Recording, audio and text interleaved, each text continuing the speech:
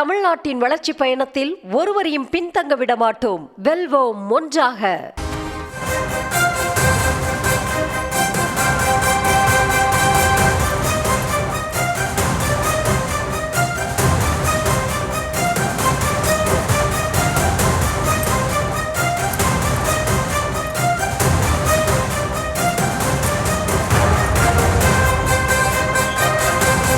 அண்மை செய்திகளை பார்த்து வருகிறோம்.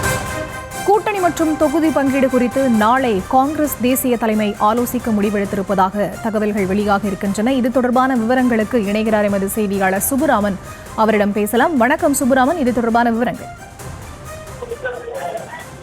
சரிதா, வணக்கம். தமிழ்நாடு சட்டமன்ற தேர்தலுக்கு இன்னும் ஒரு 2 மாதங்களே இருக்கக்கூடிய நிலையில் தமிழ்நாடு காங்கிரஸ் கமிட்டி சார்பில் நாளை, அதாவது அகில இந்திய காங்கிரஸ் கமிட்டியால் தமிழ்நாடு காங்கிரஸ் கமிட்டி நிர்வாகிகளுடன் நாளை ஆலோசனை கூட்டம் நடைபெற இருக்கிறது. குறிப்பாக 18ஆம் தேதி இந்த ஆலோசனை கூட்டம் நடைபெறும் என்று ஏற்கனவே அறிவிக்கப்பட்டிருந்தது. ஆனால் அதற்கு முன்பாக நாளைய தினமே இந்த ஆலோசனை கூட்டமானது நடைபெற இருக்கிறது. முக்கியமாக தமிழ்நாட்டில் திமுக கூட்டணியில் காங்கிரஸ் தொடர்ந்து இருந்து வருகிறது. குறிப்பாக கூட்டணி குறித்து பேசுவதற்கு குழுவெல்லாம் அமைக்கப்பட்டு விட்டது. ஆனாலும் கூட இந்த கூட்டணி விவகாரம் குறித்து ஆட்சியில் பங்கு, அதிகாரத்தில் பங்கு, கூடுதல் தொகுதிகள் உள்ளிட்ட விவகாரங்கள் குறித்து தொடர்ந்து இந்த இழுபறியானது இருந்து வருகிறது. இதையெல்லாம் குறித்து விவாதிக்க அகில இந்திய காங்கிரஸ் கமிட்டி தலைவர் மல்லிகார்ஜுன கார்கே, மக்களவை எதிர்க்கட்சித் தலைவர் ராகுல் காந்தி உள்ளிட்டோருடன் தமிழ்நாடு காங்கிரஸ் கமிட்டி முக்கிய நிர்வாகிகள், அதே போல தலைவர், மேலிட பொறுப்பாளர் ஜோடங்கர் உள்ளிட்டோர் ஆலோசனை நடத்த இருக்கிறார்கள்.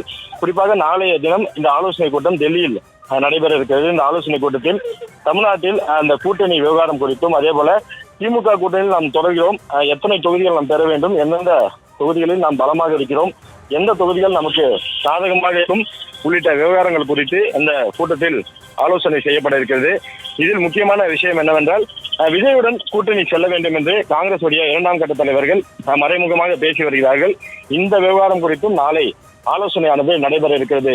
விஜயுடன் நாம் கூட்டணி சென்றால் நமக்கு என்ன பலம், அதன் மூலமாக நமக்கு எத்தனை தொகுதிகள் கிடைக்கும் உள்ளிட்ட விவகாரங்கள் குறித்தும் நாளை ஆலோசனைகள் செய்யப்பட இருப்பதாக நமக்கு தகவல் கிடைக்கப்பட்டிருக்கிறது. அதே போல இந்த தமிழ்நாடு சட்டமன்ற தேர்தல் நிலவரம், அதாவது இந்த தேர்தலையொட்டி நாம் எத்தனை தொகுதிகளை பெறலாம், நம்முடைய பலம் என்ன என்பது குறித்தும் அந்த கூட்டத்தில் ஆலோசனை செய்யப்பட இருக்கிறது. நாம் எத்தனை தொகுதிகளை கேட்கலாம் என்ற ஒரு பட்டியலும் தயார் செய்யப்பட்டிருக்கிறது. அந்த பட்டியல் நாளை அகில இந்திய காங்கிரஸ் கமிட்டி தலைமையிடம் கொடுக்கப்பட இருக்கிறது.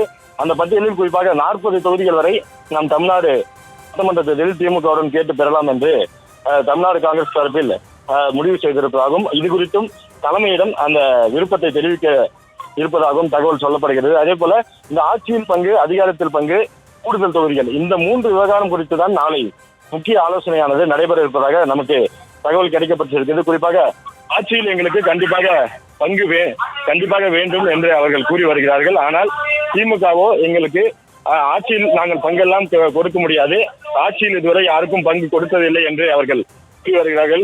இந்த முரண்பட்ட கருத்து தொடர்ந்து இருந்து வருகிறது. இதையெல்லாம் சரி செய்யும் விதமாக நாளைக்கு நடைபெறக்கூடிய அந்த ஆலோசனை கூட்டத்தில் இதையெல்லாம் விவாதிக்கப்பட இருக்கிறது. இந்த ஆலோசனை கூட்டம் முடிந்த பின்புதான் இந்த மாதம் இறுதியில் 28 அல்லது 29ஆம் தேதி மக்களவை எதிர்க்கட்சித் தலைவர் ராகுல் காந்தி தமிழ்நாட்டிற்கு வருகை தர இருக்கிறார். அப்பொழுது இந்த கூட்டத்தில் இந்த விவகாரங்கள் குறித்து ஆலோசனை செய்யப்பட்டு தமிழ்நாட்டிற்கு வரும்பொழுது ஒரு தெளிவான ஒரு முடிவு தமிழ்நாடு காங்கிரஸ் கமிட்டி சார்பில் எடுக்கப்படும். அந்த முடிவு குறித்து திமுக கூட்டணியில் நாம் தொடர்கிறோமா, அவர்களுடன் நம் கூட்டணி பேச்சுவார்த்தை நடத்துகிறோமா என்பது குறித்து அதிகாரப்பூர்வமாக இந்த பிரச்சனைகளுக்கெல்லாம் முற்றுப்புள்ளி வைக்கப்படும் என்று தமிழ்நாடு காங்கிரஸ் கமிட்டி தரப்பிலிருந்து நமக்கு தகவல் கிடைக்கப்பட்டிருக்கிறது. விவரங்களுக்கு நன்றி சுப்புராமன். தமிழ்நாட்டின் வளர்ச்சி பயணத்தில் ஒருவரையும் பின்தங்க விட மாட்டோம். வெல்வோம் ஒன்றாக.